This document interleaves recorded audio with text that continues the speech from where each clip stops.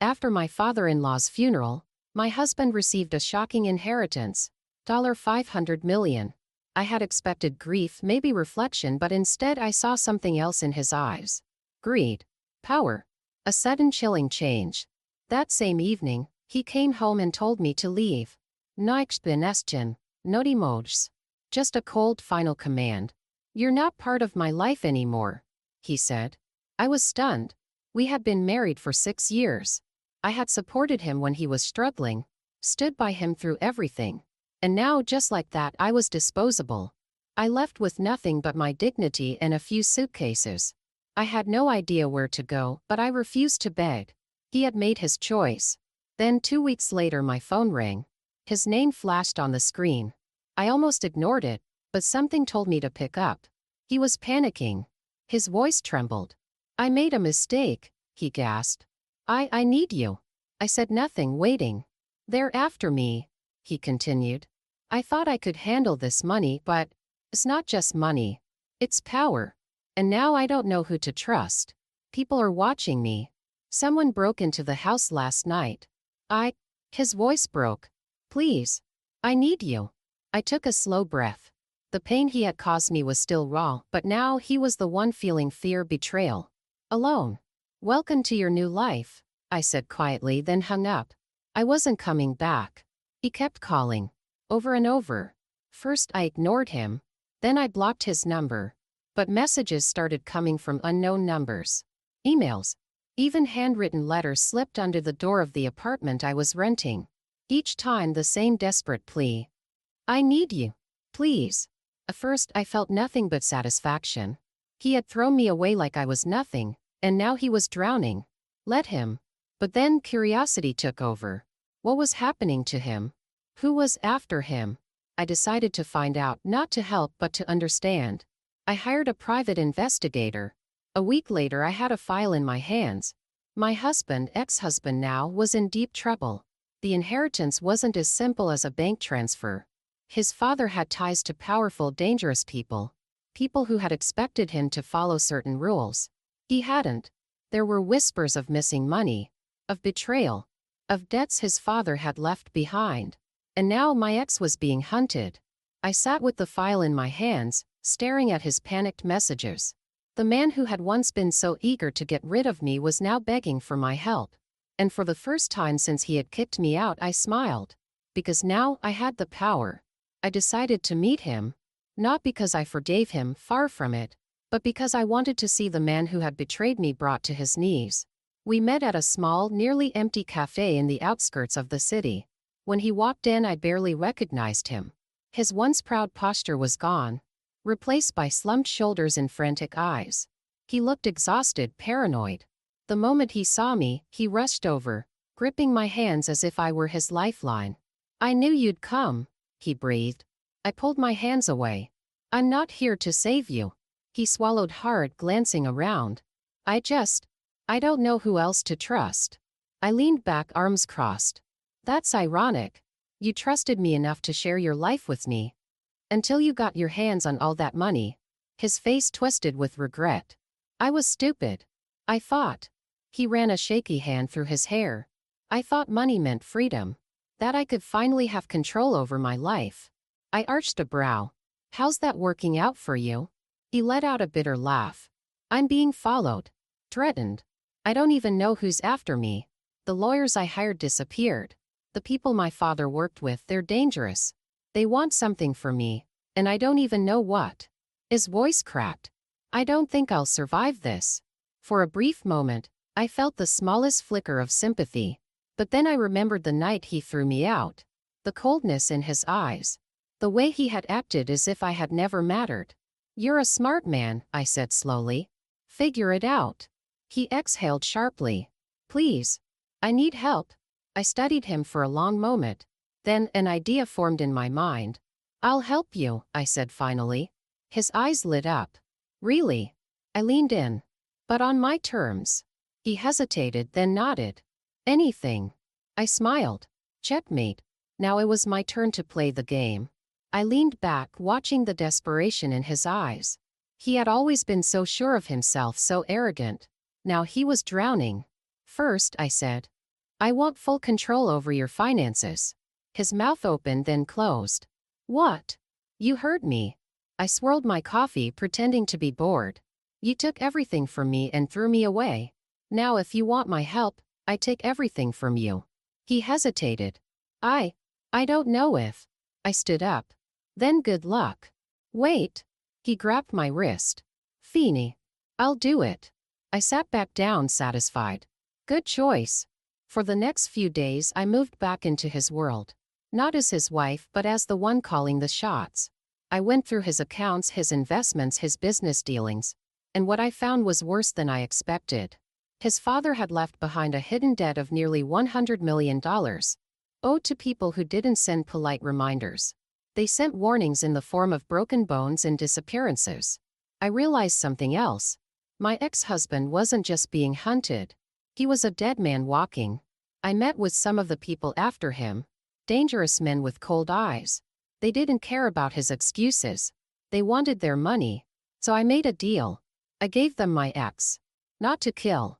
No, that would be too easy. I made sure they knew he was worth more alive. That he could work off his debt in ways they would find useful. The night they came for him, he looked at me in shock. You said you'd help me, he whispered. I tilted my head. I did. I saved your life. You'll live. But you won't be free. He stared at me, realizing what I had done. The power shift was complete. He had thrown me away like I was nothing. Now he was the one trapped, at the mercy of forces beyond his control. And me? I walked away, richer, stronger, and finally free. Game over. As I walked away from the wreckage of my past life, I felt lighter than I had in years. The weight of betrayal, heartbreak, and powerlessness had vanished. I had won. Or so I thought. A week later, I received an envelope. No return address. Just my name written in sharp, precise handwriting. Inside was a single photograph. My ex-husband. Beaten. Bloody. Tied to a chair. And beneath it a note. Debt paid. Now it's your turn. My stomach dropped. My hands shook as I reread the words. This wasn't over. I had thought I played the game and won. But I had underestimated the kind of people I was dealing with. They didn't just want their money. They wanted control. Over him. Over me. My phone buzzed. Unknown number. I answered, my voice steady. Who is this? A deep chuckle. The woman who thinks she outsmarted us. A pause. We're impressed. But games like these? They don't end until we say so. I clenched my jaw. What do you want? A slow, deliberate answer. You. My pulse pounded. I had walked away thinking I was free. Now I realized I had just become their next pawn. But they had no idea who they were playing with. I stared at the photograph one last time, then slipped it into my pocket. If they wanted a new game, I'd make sure I was the one writing the rules. I took a deep breath, steadying myself. Fear was useless now. If they wanted to play, I had to be 3 steps ahead. First, I needed information. I called the private investigator I had hired before. Find out who sent me this, I said, describing the photo in the note. I want names, locations, weaknesses. He hesitated. These aren't people you mess with. I don't plan to mess with them, I said. I plan to destroy them. By nightfall, I had my first lead. A name, Victor Kovacs. A high-level enforcer. Ruthless. Connected. The man who now controlled my ex-husband. And apparently, the man who thought he could control me. I found him before he found me. A private club, hidden behind an art gallery downtown. Expensive whiskey. Power in the air. I walked in like I belonged there, because now I did. He was sitting in a corner, a smirk already forming when he saw me. He expected fear. Submission. Instead, I sat across from him and smiled. Let's get something straight, I said, my voice cold. You don't own me. He chuckled, sipping his drink. That's cute. I leaned in, lowering my voice. You think you have power over me? That sending a photo and a threat is enough to break me? I tilted my head. I don't stare easily, Victor. His smirk faltered just a little. I pressed on. You made one mistake. You let me see your game too soon. And now, I'm going to flip the board. He studied me for a moment, then set his glass down. You have my attention. What do you want? I smiled. Checkmate was coming. But this time, I wasn't just taking down my ex. I was coming for the whole empire. Victor studied me with amusement, but I could see the calculation behind his eyes. He wasn't used to women walking into his world without fear. Good. That meant he wouldn't see me coming. I leaned back, keeping my expression calm. Here's what I want, I said. My ex-husband's debt? Consider it gone. Victor raised an eyebrow. And why would I do that? I smiled. Because I'm more valuable to you than he ever was. A pause. Then a slow, intrigued smirk. Go on. I knew the kind of people I was dealing with. Money wasn't enough. They thrived on power, control, leverage. My ex had been a liability. An idiot who inherited a fortune, but had no idea how to wield it. But me? I knew how to play the game. I have access to everything he owned, I said. Every account, every investment, every asset. I control his fortune now. I watched his expression shift slightly, and I know exactly where his father's real money was hidden. That got his attention. His smirk disappeared. He leaned forward. You're bluffing. I pulled out my phone, tapped a few buttons, and slid it across the table. On the screen was a set of offshore accounts. Numbers, balances, hidden transfers. Victor's eyes darkened. Where did you get this? I took a slow sip of my drink. Let's just say I had more access to my ex's life than he realized. I met his days. I have information that could make you richer, or expose everything. The choice is yours. For the first time, Victor looked at me with something close to respect. You're dangerous, he murmured. I smiled. Only to people who underestimate me. A long silence stretched between us. Then Victor chuckled, shaking his head. I like you, he admitted. Feeny. Your ex is no longer my problem. Relief flickered in my chest, but I didn't let it show. I wasn't just here to save my ex. I was here for something bigger. You made the right choice, I said, standing. But this conversation isn't over. He smirked. No, I don't think it is. As I walked out of the club, I knew one thing for sure. This was just the beginning. I hadn't just escaped my ex's downfall. I was about to take over everything. The night air was cool against my skin as I stepped out of the club. My heart pounded, but not with fear. With exhilaration. I had just sat across from one of the most dangerous men in the city. And won. But I wasn't stupid. Victor wasn't letting me walk away because he was impressed. He was letting me walk because he wanted to see what I would do next. And so did I. My ex-husband was safe now. If you could call being completely broke and abandoned safe. His fortune was in my hands, but I wasn't here to live off stolen wealth. I was here to build something bigger. Because if Victor Kovacs thought I was going to disappear into the shadows after tonight, he was dead wrong. I went home, poured myself a drink, and pulled out the files my investigator had gathered. Names, connections, weaknesses.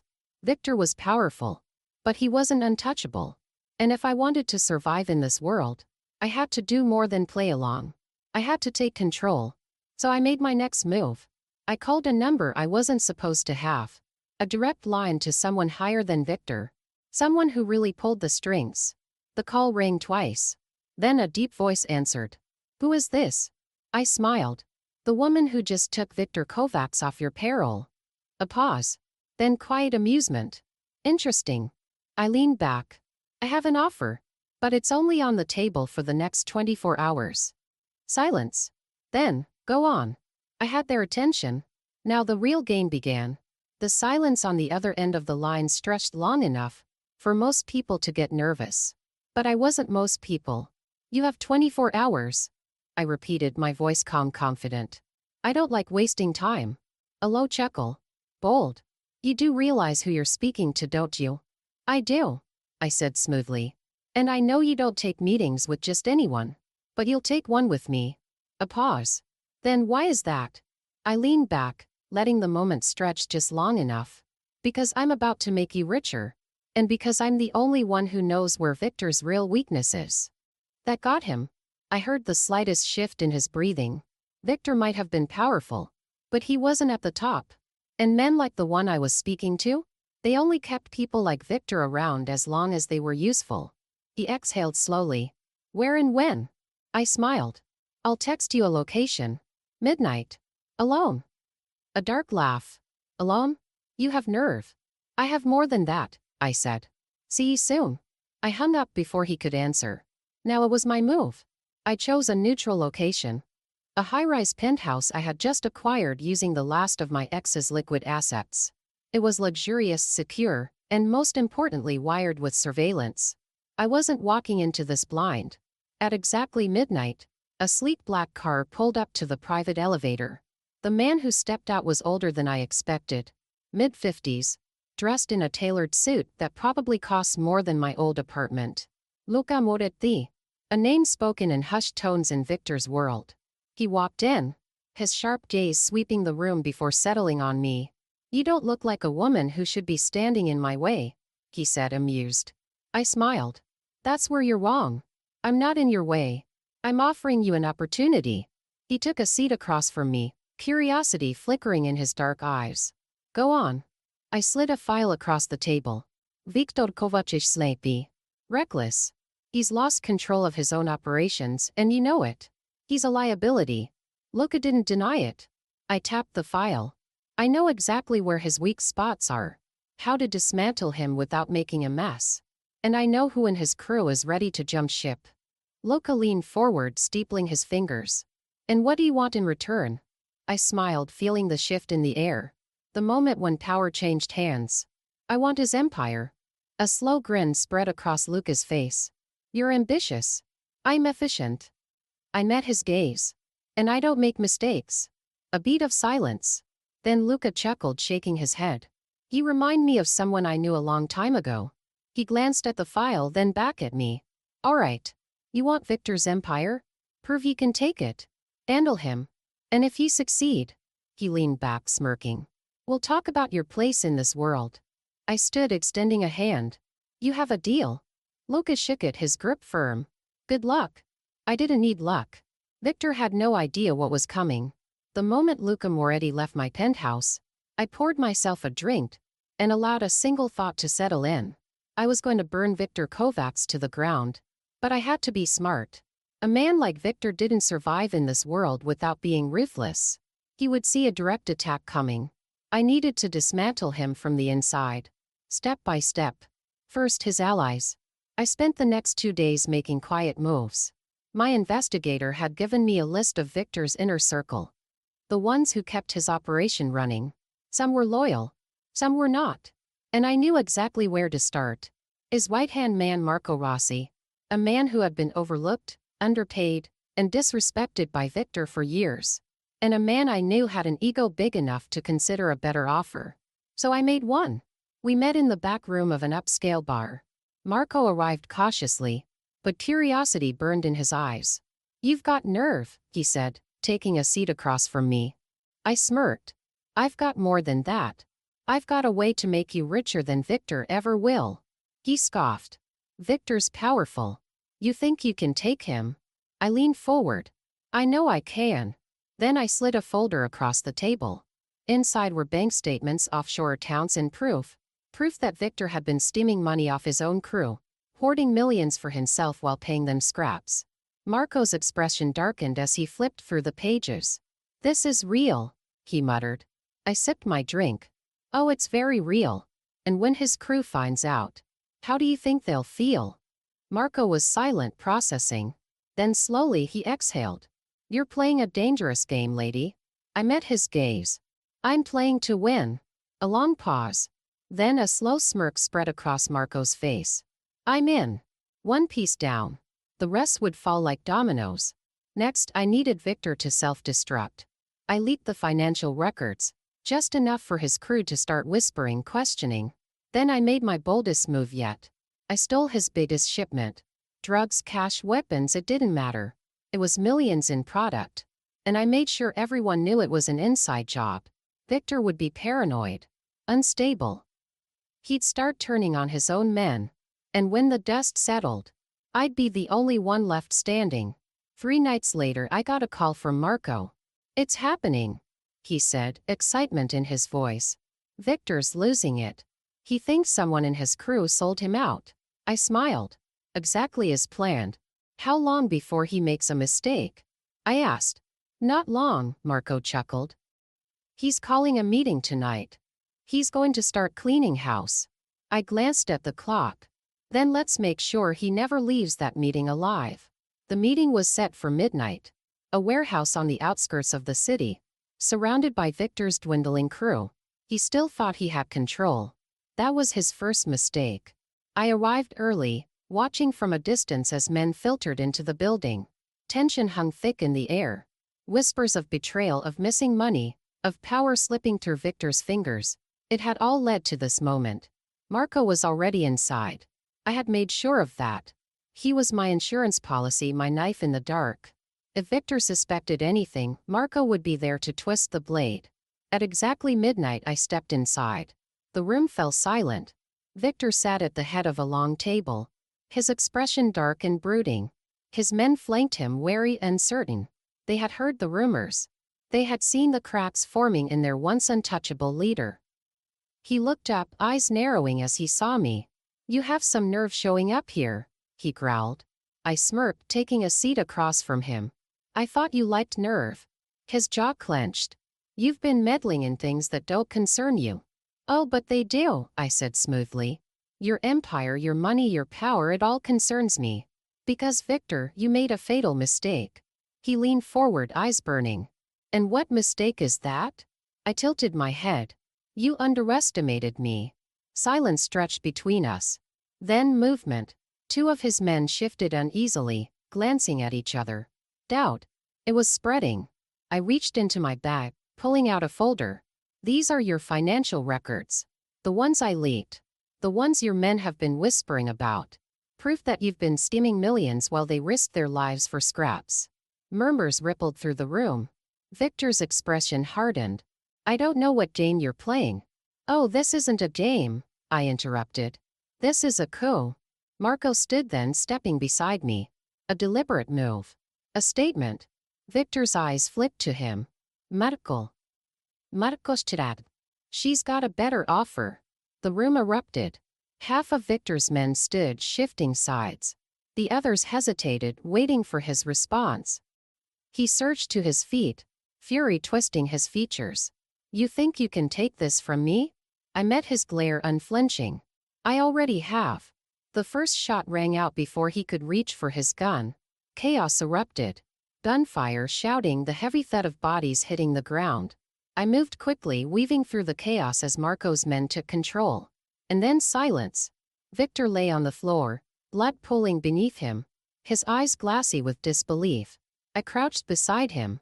"I told you," I murmured. "You should have never underestimated me." His lips parted, as if he wanted to speak. But no words came. Just a final rattling breath. I stood looking around the warehouse. What had once been Victor's empire was now mine. His men, at least the ones who had survived, looked to me for direction. I took a slow breath, feeling the shift. The weight of power settling on my shoulders. "Clean this up," I ordered. "We have work to do." As I walked out of the warehouse into the cold night air, I knew one thing for certain. This was only the beginning. The next morning, I sat in Victor's old office, now mine. The city stretched beyond the windows, bathed in the pale light of dawn. The empire was mine, but power was a fickle thing. I needed to secure it, consolidate control before anyone could challenge me. Marco entered, a grim expression on his face. "Some of Victor's old allies are already pushing back," he said. "They don't like change." I smirked. "Then we remind them why I'm in charge." He hesitated. "And if they don't listen?" I met his gaze, cold and unwavering. "Then we make an example." Marco nodded, understanding. He turned to leave but then paused. "There's one more thing. A message came in this morning." I frowned. "From who?" He handed me a slip of paper. One sentence was scrawled across it in sharp, precise handwriting. "You took Victor's throne. Now let's see if you can keep it." I clenched my jaw. A new player had entered the game. And I was ready. By nightfall I had my answer. The message had come from Nikolai Petrov. A name whispered in the darkest corners of the city. A power broker. Ruthless, calculating, and dangerously well-connected. He had been watching Victor's empire from the shadows, waiting for the right moment to strike. Now he had turned his sights on me. Marco and I met at a secure location. A high-rise apartment I had claimed as my new headquarters. The lights of the city glowed below as I studied the information before me. "He's testing you," Marco said, pacing. "Seeing if you have what it takes to hold this power." I nodded. "Then we send a message of our own." Marco raised an eyebrow. "How?" I smiled, cold and sharp. "We hit him first. A calculated strike, one of his T operations. A warehouse storing millions in illegal shipments. If I wanted to prove I wasn't just a temporary queen, I needed to show I was willing to do whatever it took to rule." By the time dawn broke the next day, Petrov's warehouse was nothing but smoldering ruins. The game had just begun. As expected, Petrov didn't take the hit lightly. By midday, his men had already retaliated. One of my shipment routes had been ambushed. My men left as a warning. Marco slammed a report onto my desk. "They're escalating," he growled. "We need to hit back hard." I exhaled, scanning the report. This wasn't just about business anymore. This was war. "We don't hit back recklessly," I said. "We make them regret ever thinking they could challenge us." Marco nodded. "What's the plan?" I smiled darkly. "We go after Petrov's right hand. Cut off his support, make him vulnerable." The next phase of the game had begun, and I was ready to win. By midnight, Marco had gathered intel on Petrov's right-hand man, Alexei Morozov. He was more than just a lieutenant. He was Petrov's strategist, the one who kept his empire running smoothly. Taking him out wouldn't be easy, but it would send a clear message. I picked up my phone and dialed. "I want him gone by morning. No loose ends." Marco nodded. "Consider it done." The war had begun, and I wasn't about to lose. By dawn the job was done. Alexei Morozov was found in his car, lifeless, a single bullet between his eyes. The message was clear. I wasn't playing games. Petrov's response was swift. A meeting request arrived before noon. An undisclosed location, neutral ground. He wanted to talk. Marco was wary. It could be a trap. I smirked. Of course it's a trap. But I'm not walking in unprepared. I arrived with a small but deadly entourage. The abandoned factory where we met was silent, the air thick with tension. Petrov sat waiting, his expression unreadable. "You've made quite the entrance into my world," he said, swirling his drink. "Victor was a fool, but you're dangerous." I leaned forward. "And you're running out of options." He studied me for a long moment, then chuckled. "So what now?" I slid a folder across the table. "Your empire is crumbling. Your men are turning. We both know how this ends." Petrov exhaled slowly. "You want everything. Eagle." He nodded, as if accepting the inevitable. Then he reached into his jacket. Marco tensed, ready to strike. But Petrov only pulled out a single coin and flipped it onto the table. "A token," he said. "Of surrender." I picked it up, weighing it in my palm. The final piece of the game had fallen into place. I stood. "Then it's done." Petrov didn't fight. He knew when he was beaten. As I walked out, the weight of absolute power settled on my shoulders. I had won. The city was mine. And no one would ever take it from me.